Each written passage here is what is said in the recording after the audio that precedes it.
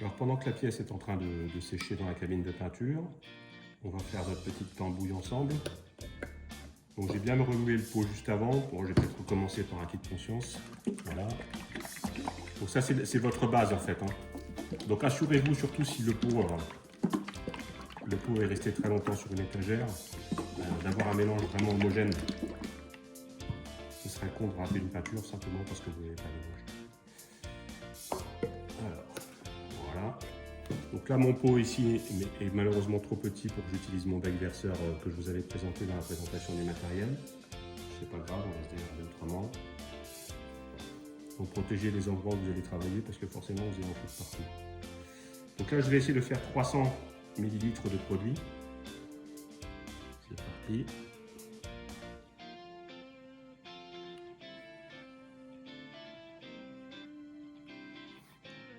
Là, je suis presque à 200. Bon,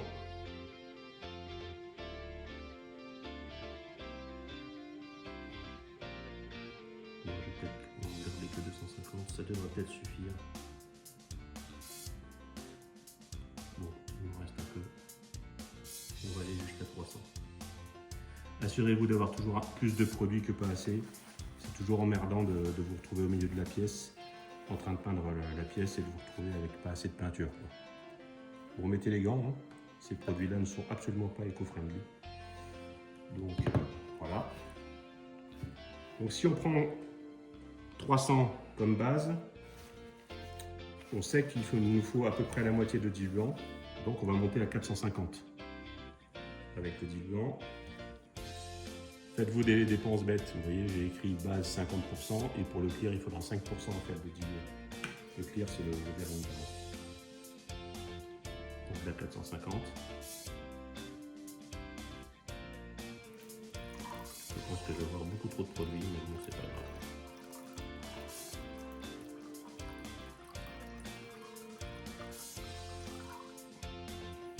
Voilà. Une fois que ça c'est fait, on mélange. Assurez-vous d'avoir un touilleur qui ne soit pas trop pollué avec des débris. Je ne sais pas si vous voyez bien ce qui se passe. Voilà.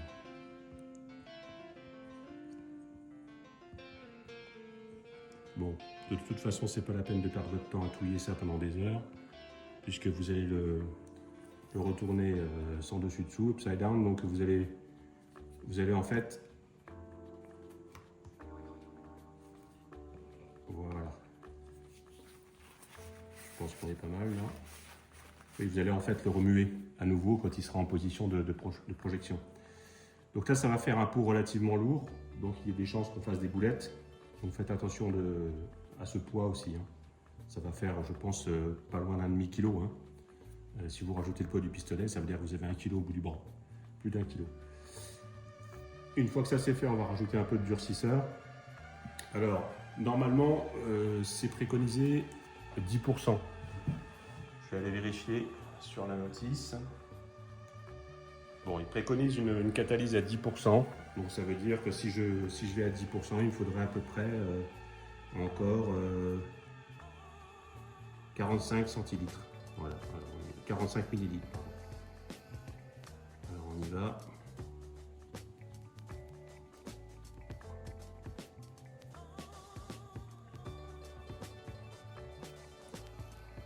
Bon, le durcisseur, j'en mets un peu moins que prévu. Parce que je vais essayer en fait de me donner un petit peu plus de temps pour appliquer mon... Comme je suis en train de tourner le tuto en même temps, j'aimerais pas que ça catalyse trop vite. Vous vous équipez du capuchon, vous remarquerez qu'il y a un filtre qui est intégré. Donc c'est pas la peine de filtrer vos... Ah, excusez-moi, j'ai failli faire une boulette. Alors, évidemment, il faut à nouveau remélanger. Vous voyez qu'on a vite fait de perdre sa concentration quand on fait ça. Mettez-vous au calme. Voilà. Alors avant de partir en cabine, vous rebouchez votre mélange. Voilà, vous pouvez à nouveau le remuer si vous voulez. Voilà, vous préparez tout à l'avance. Je laisse également de quoi faire une préparation de vernis, puisque je vais revenir ici après pour préparer mon vernis une fois que ma base sera en train de sécher. Je n'aurai qu'un laps de temps assez court, entre 15 et 30 minutes. Donc il ne faudra pas que je traîne trop non plus pour faire ce mélange. Je pourrais le faire à l'avance, je pense, mais je n'ai pas suffisamment d'assurance en moi encore pour pouvoir le faire. Donc je viendrai le préparer après. Notre mélange est prêt, on le verrouille et on part en cabine. Bon, je suis en cabine, je suis prêt à shooter. J'espère que vous m'entendez malgré le masque. Donc je vais connecter ma dose de base à mon pistolet et on va commencer à pulvériser. Il y aura 3 couches. Une première légère, assez loin. On attendra 5 minutes. Ensuite, on mettra une deuxième couche bien plus chargée, on va dire. On attendra à peu près 10 minutes et on finira par un voile de placement du métal. Et là, on devra à nouveau rediluer en fait notre mélange pour que les paillettes de métallisation viennent en suspension et soient plus diluées en fait que dans notre mélange de base. Bon allez, assez parlé, on va démarrer. Là, je vais faire un test de pulvérisation. Donc là, j'ai pas assez de produit, vous voyez. J'ai beaucoup trop d'air pour pas assez de produit.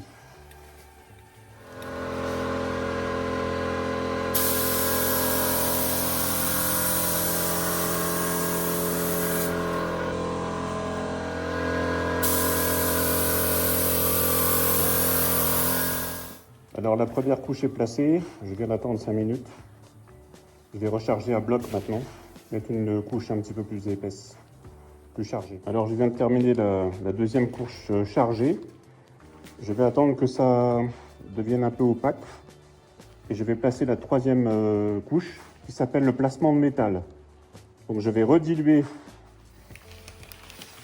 mon mélange à 50%. Donc je regarde à peu près la hauteur que j'ai dans mon pot. J'ai rajouté 50% de diluant et je vais refermer le pot. Alors la dernière couche de placement de métal est posée. Je vais aller préparer maintenant mon vernis. Bon, mon vernis est prêt. J'attends en fait que le hardtop s'opacifie complètement. C'est-à-dire est une teinte complètement uniforme et opaque. Il ne faut pas que ce soit brillant en fait. Le vernis s'applique sur une base opaque quand on est sur une peinture métallisée. Donc là, vous voyez, j'ai déplacé le chauffage pour essayer de faire tirer un peu tout ça à peu près à la même vitesse. C'est pas évident quand on n'a qu'un seul chauffage. On va déplacer un peu. Voilà. Bon, il reste à patienter. Toujours patienter. S'il y a un seul verbe qui correspond à la peinture carrosserie, c'est bien patienter. Alors c'est maintenant la dernière étape. Donc j'ai propulsé un petit peu de diluant dans le pistolet. Je vous rappelle que je suis sur une buse de 1,4 et que je n'ai qu'un seul pistolet en fait pour la base et pour le vernis. Et mon vernis qui est prêt. Donc je vais charger le pistolet et puis je vais appliquer le vernis. Alors le vernis, je vais l'appliquer je pense en 2 couches. 2 couches assez légères et je verrai ce que ça donne à la fin. Éventuellement adapter avec une 3e si je n'ai pas suffisamment chargé.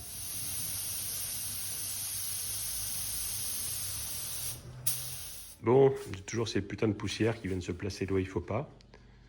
Mais le vernis est en train de se tendre. Je crois que j'ai mis un petit peu trop de matière.